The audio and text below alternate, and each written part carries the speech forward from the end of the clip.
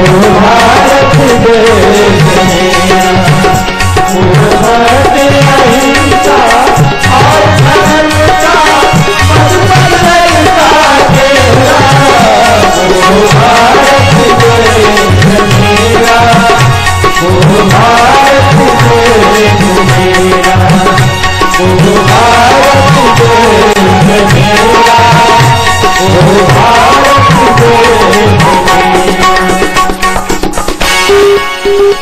कूर कुपूत मूढ़ मन माखे, ऐसे ही नालायक संतानें वहां पर रह गई जो कूर थी, कुपूत थी, मूर्ख थी, जो माखते ही रहते थे ऐसे लोग। इसलिए जननी जने तो भक्त जन, ए दुनिया की माताओं, जो माताएं पतिव्रत धर्म का पालन करने वाली, ईश्वर में भक्ति रखने वाली, सद्मार्ग का अनुसरण करने वाली होती हैं, उनकी जो संतान होती है वो वीर प्रसूता होती है, दुनिया में नाम रोशन करने वाली होती है।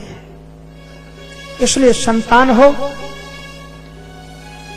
तो राम कृष्ण गौतम गांधी की तरह दुनिया में नाम आलोकित करने वाली हो। जननी जने तो भक्तजन और कह दाता या दान परायण दानवीर कर्ण जैसे बेटों को पैदा करना, हरिश्चंद्र जैसे बेटों को पैदा करना, और कह दाता कह सूर, या फिर ऐसे रणवांकड़े बेटों को पैदा करना जो अपने राष्ट्र और संस्कृति की रक्षा करने के लिए कारगिल जैसे मैदानों में हंसते हंसते अपने प्राणों का उत्सर्ग कर जाएं और अंतिम समय पर गाते गाते ये गाएं कि तेरा वैभव अमर रहे मां, हम दिन चार रहे न रहे। ए मां, ए मेरी भारती मां, हम दुनिया में रहे चाहे न रहे, लेकिन तेरा वैभव अमर रहे, तेरी कीर्ति बनी रहे, भारतवर्ष अजर रहे, अमर रहे।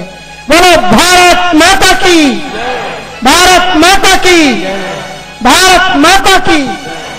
इस साधारण देश में, जिस देश में आप रहते हो, धन्यास्तु ते भारत भूमि भागे, वेदों ने इसकी प्रशंसा की है। ययाति जब स्वर्ग से गिरता है पुण्य पतित होने पर, तो इंद्र ने चांडाल व्रत के प्रभाव से ययाति सीधे सदैव स्वर्ग पहुंच गया और इंद्र के बगल में बैठा हुआ सिंहासन पर। तो दूसरे देवताओं के मन में ईर्ष्या हुई। उन्होंने पूछा ययाति से, तुम कौन से पुण्य कर किए हो जिससे सदैव स्वर्ग को आ गए? तो ययाति को अभिमान आ गया। ययाति बोला, हमने वो व्रत किया है, चांडाल व्रत, ऐसा व्रत किया है जिसको बड़े बड़े महात्मा लोग नहीं कर पाते, बड़े बड़े योगी और सन्यासी जिस व्रत को नहीं कर पाते, बड़े बड़े सिद्ध और साधक इस व्रत को नहीं कर पाते, हमने वो व्रत किया है। उसके प्रभाव से सदैव यहां पर आए। जो ही उसने छाती फुलाकर अभिमान पूर्वक यह घोषणा की कि मैं सबसे बड़ा वैरागी, सबसे बड़ा साधक हूं, इंद्र की भ्रुकुटी थन गई। कहा, महाराज, तुमने अभिमान में भर करके जो भारतीय साधु और सन्यासी, योगी और साधकों को जो नीचा दिखाने की कोशिश की है, उससे तुम्हारे पुण्य नष्ट हो गए और अब तुम नीचे गिरोगे। क्षीणे पुण्य अमर्तलोकम विसंति, अब तुम्हें पुनः पृथ्वी लोक पर जाना पड़ेगा। लेकिन हमें इस बात का खेद है राजन ययाति कि आप थोड़े दिन भी स्वर्ग में नहीं रह पाए और आपको धरती पर गिराया जाएगा। तो आप मुझे बताओ, ये हम आपका सहयोग कर सकते हैं, एक हेल्प, एक सहायता आपकी कर सकते हैं। आप मुझे बताओ किस कंट्री में तुम गिरना चाहते हो? इंग्लैंड, रूस, जापान, अमेरिका, फ्रांस, कहां जाना चाहते हो? किस देश में गिरना चाहते हो? तो मालूम है पुराणों में क्या कहा ययाति? ययाति कहता है, धन्यास्तुते भारत भूमि भागे। महाराज गिराओ, जल्दी गिराओ, मैं भी देख चुका हूं इस स्वर्ग में केवल इंद्रियों को सताना है महाराज, जीवन को नष्ट करना है यहाँ पर और कुछ भी नहीं है। हमें भी स्वर्ग से कोई आसक्ति नहीं है, इसलिए जल्दी गिराओ, जल्दी गिराओ, लेकिन हमें अमेरिका, रूस, जापान में मत गिराना, उन देशों में मत गिराना जहां लोग भोगवादी होकर के मानव जीवन को व्यर्थ में नष्ट कर रहे हो।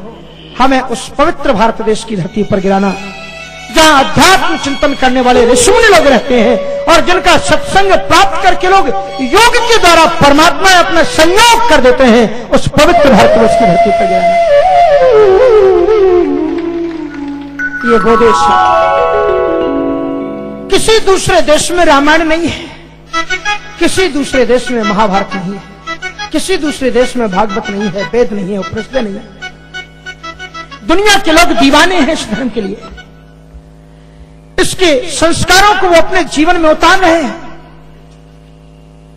जब एक सन्यासी वहां पर पहुंचता है तो लोग दौड़ पड़ते हैं। हम लोग जब जाते हैं तो यहां तो शायद फुर्सत मिल जाए, लेकिन दिन दिन में 6-6 कार्यक्रमों को अटेंड करना पड़ता है और 40-40 मील 100-100 मील दूर एक दिन में दूसरी जगह जाकर के फिर वहां संबोधित करना है, दूसरी जगह जाकर के वहां आना मुश्किल हो जाता है। इतना लोग धर्म के प्रति आकृष्ट होते हैं कि भारतवर्ष से कोई सन्यासी आया है, कोई महात्मा आया है। कितना मान गरिमा है इस देश की। और आप लोग तो इतने सौभाग्यशाली हैं कि ऐसे तमाम संत आप लोगों के पास में रहते हैं। तो जननी जनेत भक्तजन, ये माताओं संतान पैदा करना तो भक्त संतान पैदा करना, और कै दाता और कै सूर, रणवांकरे पुत्रों को पैदा करना जो राष्ट्रीय संस्कृति के लिए हंसते हंसते प्राणों को भारतवर्ष की बलिवेदी पर चढ़ा करके गौरव का अनुभव करें। तो वहां वो राजा लोग बैठे रह गए जो संस्कार विहीन थे, और दूसरे राजा लोग वहां से उठ गए। और घोषणा होने के तत्काल बाद राम जी तो आकर के विराजमान हो चुके थे। इधर मिथिलेश नंदिनी जानकी जी का आगमन था। सीता जी का जब निर्देश मिला जनक जी का, तो सखियां श्रृंगार करके सीता जी को लाई है। हाथ में जयमाल है जानकी जी के, 8 सखियां उनके साथ चली आई। धीरे चलो सुकुमार सुकुमार सिया प्यारी,